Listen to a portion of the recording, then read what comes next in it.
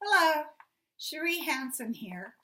I am creating a YouTube video from one of my almost 600 blogs on cheriehansen.com. I have 70,000 subscribers, and I invite you to come aboard and subscribe to either my YouTube channel or my blog channel.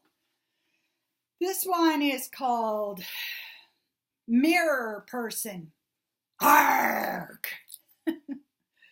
Okay, I know theoretically that the people who trigger me the most are exhibiting exactly what my darkest hearted, shadow, vain, nasty self is deep in the bottom of the unseen pit of me. I know. But I guess it is time, or so the universe seems to think, for me to do some sustained mirror work. Recently, I left a group feeling like my aura had been MMA attacked. I was confused. My heart rate had increased. My breathing had become shallow as I watched a person take over the space at the meeting, take in all of the air, and left the rest of us gasping. My story came up. The little girl who could not attract attention, the teenager standing in the darkness-edged gym during a school dance, the quick-minded graduate student who carried the burden of daring to be female. Oh, they were all in the chair with me, and we crowded in on one another. Then I remember what Sandon, a Buddhist monk, told me once. He said, coming into a space and filling it with your energy is sheer ego. One must be aware of every single person in a room, of their fragility, of their tenderness, of their very existence. And as I was driving away with his advice in my head, I thought of a pizza.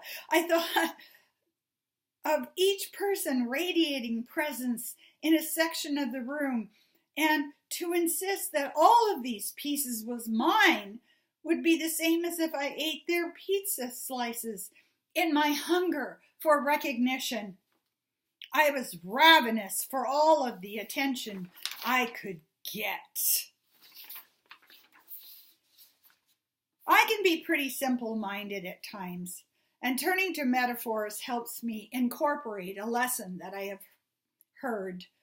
So as I thought about the feelings that arose in me, I began to deconstruct the narrative from my past. I always go to the question, what are you supposed to learn from this? What I did know was that I was seeing my shadow self. What I was seeing was my way of dismissing others' experiences because I think I have a higher IQ, or because I am constantly studying and I have access to medical studies, or because I have a channel that can show me things that others don't understand.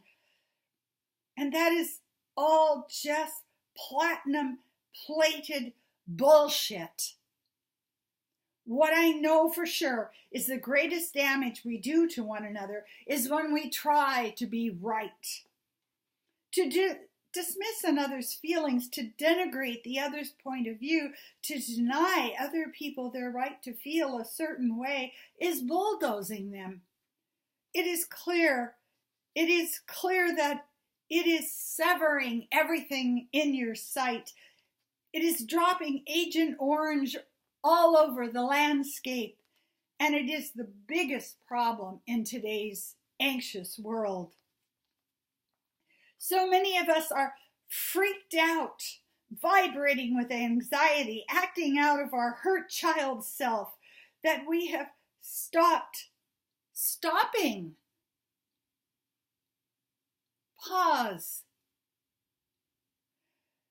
That is what the Buddhist nuns in the Yitang temple in Kelowna taught me as we wound snake-like between the seats under the gigantic golden Buddha overhead.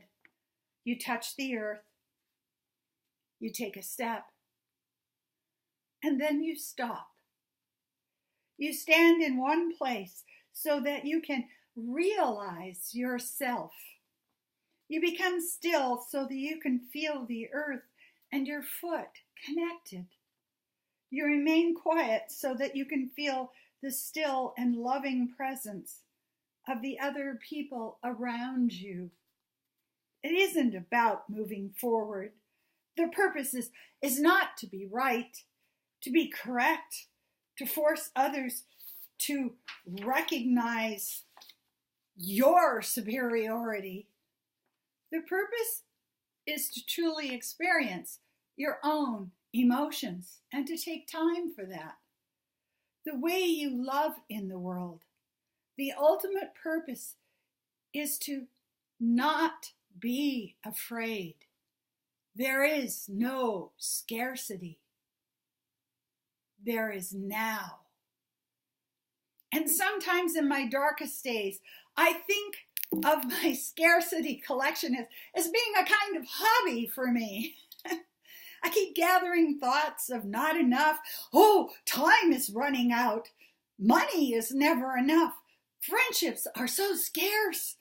Everything.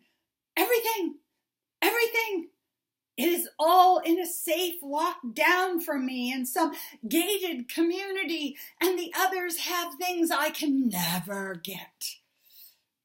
It is in that shadow place that the urge to be correct comes from. My arrogance is simply a failure to believe in myself. Finding a way to move in the world means constantly trying to understand who I am and what I ultimately want for other people. It's not without hazard. I pushed away the urge to find someone to verify my experience. Why do I need that? I can validate that by just checking into my own body. I pushed away the urge to blame the other person for being unaware. I know damn well that being unaware comes with being human. But the biggest lesson was how the experience triggered competitiveness within me. And so I drove away and I said to myself, you have your work cut out for you, woman. Man, I need to love this me no matter how confusing she is. The last piece of the lesson is always to thank the lesson and to thank the teacher. But it is like thanking the dentist for a root canal. Muscle up, buttercup.